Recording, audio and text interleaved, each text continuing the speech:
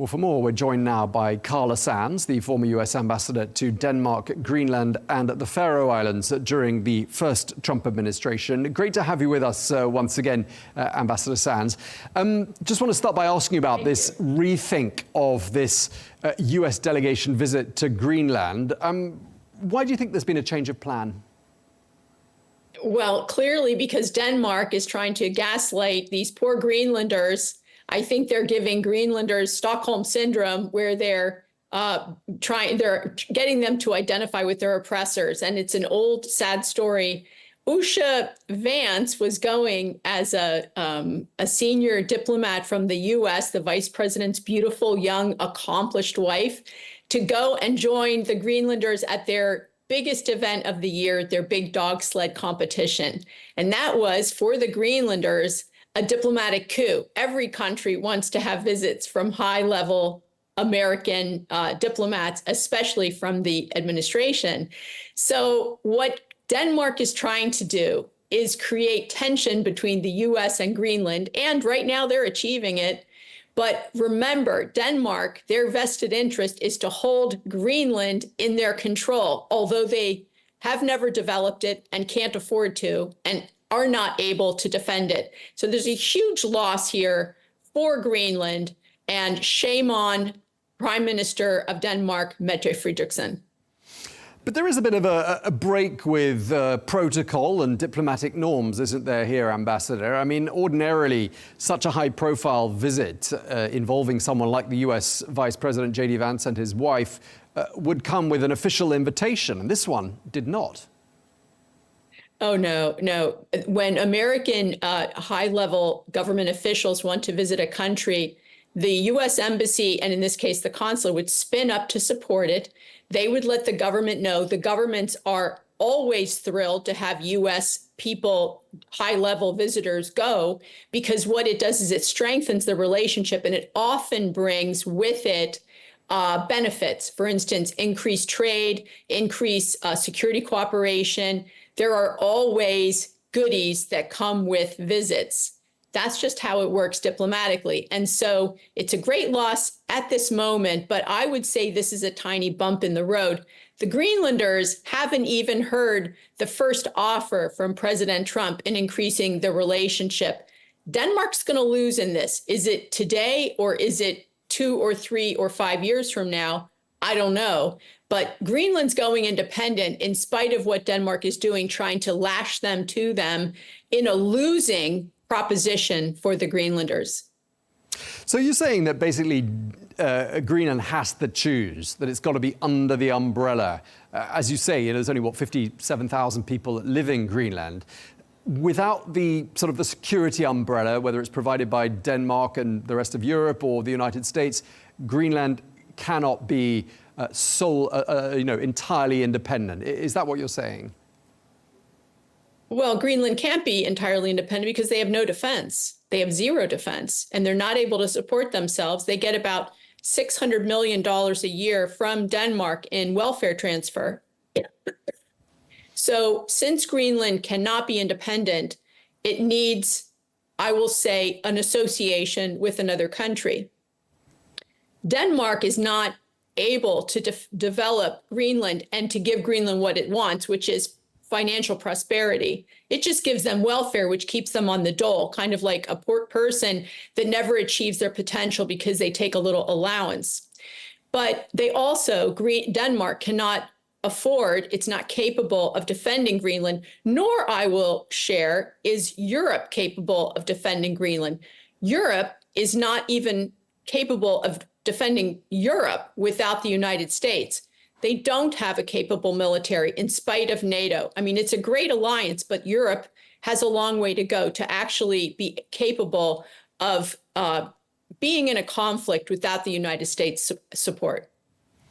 So do you think, when we're talking about support and the security of Greenland, do you think that the main threat here, I mean, we haven't mentioned them by name, but we might as well, is it Russia and China that would otherwise want to get their hands on Greenland if it's not the United States?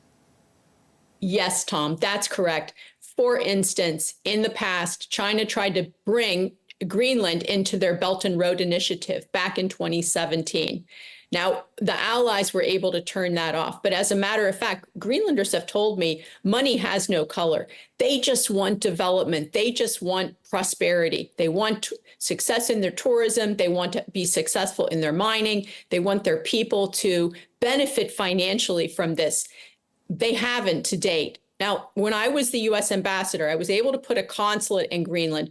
I was able to get trade and cooperation agreements with both with Greenland and the Faroe Islands. And what that did is it helped us give funds, for instance, from the State Department to help them with their mining, help support their tourism development.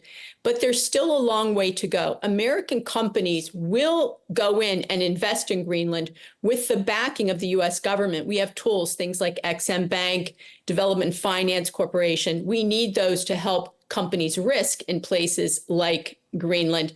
But the fact is, Greenland needs to be defended, number one, and it's not secure. Russian subs, Russian ships, cutting those undersea cables, China ships. There's a lot of Chinese activity in coordination with the Russians now in the region. And this is all open source. You can go and you can look up and read about it on your own. China has true domination plans for both poles, the Arctic and the Antarctic. So we have to pay attention to both poles. But in my case, where I worked was in the Arctic and subarctic region. And there's the seas around Greenland. So it's not just the body of land. It's the giant GI-UK gap. And that means Greenland, Iceland, and the UK. So why doesn't Greenland fall under well, I think it does. So, I mean, Greenland does fall under the NATO security umbrella because it's, as things stand, it's part of Denmark. It's an autonomous region. It's protected by NATO. So why the need to protect Greenland from those other powers by the United States when, in fact, it's already protected by the United States and all the other NATO members, isn't it? No, it's actually Denmark's responsibility. So NATO has these articles, and Article 3 in the NATO Charter is that every member nation has the ability to defend their own territory. That's Article 3. Denmark does not have that ability to defend their own territory. So they're already breaking Article 3. Article 5 is that the NATO allies come to the defense of their other allied nations when they're attacked. But NATO doesn't have the capability to actually be there and be elsewhere where we have real issues like the South China Sea, for instance, or other areas where there is active aggression by, for instance, China.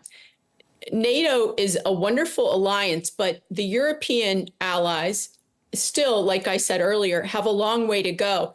They're not bringing in enough young military men. They're not training them. They're not training enough military men, young-aged men. There's a lot of older military members in a lot of these NATO military, whether it's the Navy or the Army in those countries, Air Force.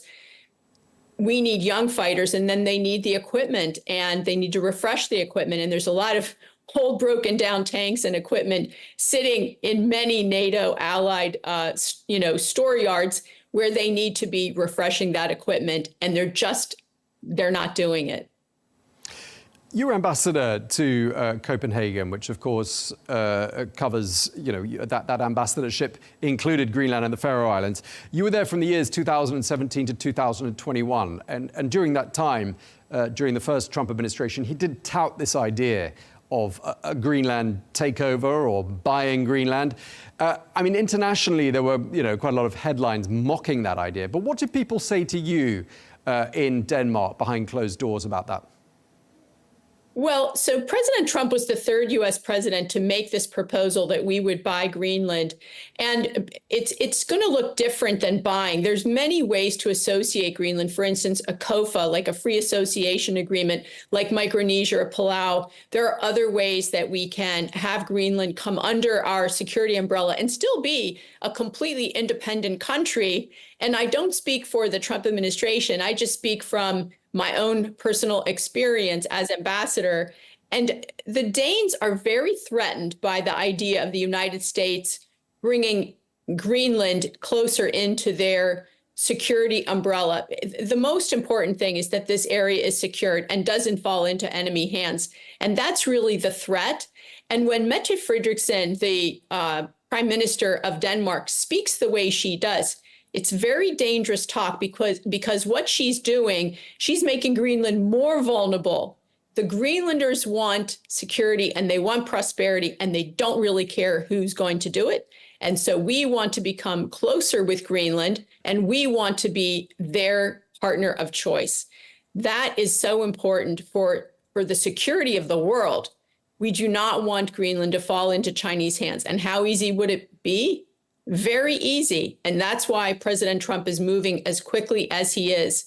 And Mette Frederiksen, if she was smart, she would pick up the phone and she would call President Trump and she would work out a deal today. Yeah, but what about the Greenlanders? I mean, you say they don't really care, but they obviously do, because a new opinion poll, the latest opinion poll I saw said 85% of Greenlanders, specifically, 85% of 57,000 people do not want to be part of America. So why should they be? Well, so they can stay Greenlanders and have all of the Greenlandic law and Greenlandic independence that they want in an association with the United States. The fact is, they're very upset with Denmark, but Denmark, by doing this gaslighting and creating this Stockholm syndrome among the Greenlanders, Denmark in this case is not to be trusted. So Denmark, their university, paid for that poll, and that poll was skewed so that they would get the election outcome that they wanted. They want Greenland not to go independent. I promise you, Greenland is going independent. So since that is what Greenlanders want, we want to make sure that when Greenland goes independent, that they are in the Western circle and not in the arms of China. We want to make sure that they are part of the orbit of the West. That's why President Trump says having Greenland in the U.S. security net is important for the U.S. security, but it's also important for world security. If there's a conflict anywhere and the U.S. needs to get to Europe, Greenland is on the way. And so we need to make sure that Greenland, with its great people, they're wonderful people. They have a wonderful culture that's similar to the American state of Alaska. They have the opportunity to become very wealthy. Our U.S. state of Alaska has a sovereign wealth fund that's been built over generations. Their mining proceeds go into that sovereign wealth fund, and every Alaskan benefits from checks from that sovereign wealth fund. Well, that's what we were hoping to build with Greenlanders, and it's still possible. I think good things will happen between the U.S. and Greenland, but Denmark is going to try to muck up the works and ruin the relationship. Okay. Well, I mean, President Trump is, however, refusing to rule out the use of force to bring Greenland into the U.S. orbit, whatever the future arrangement looks like. I mean, what kind of a message does that send out to the rest of the world about, territorial expansion? And doesn't that just give carte blanche to other world leaders to help themselves to bits of the globe that they have the military upper hand over? Well, it's an interesting question. It's provocative. However, anyone that knows President Trump knows that he's the peace president. He doesn't want war, but he's also the author of a book called The Art of the Deal. He wrote this book decades ago, and I'm sure he would never take anything off the table before a deal is negotiated. That's the best place to start, right? You don't start by negotiating against yourself. But President Trump is actually the first president in, I think, 80 years that did not start a new foreign war. He is the peace president. Okay, well, let's hope he isn't about to start one there in Greenland. Thank you very much. We're going to have to leave it there. Former U.S. Ambassador Carla Sands, thank you for your time. Thanks. Great to talk to you.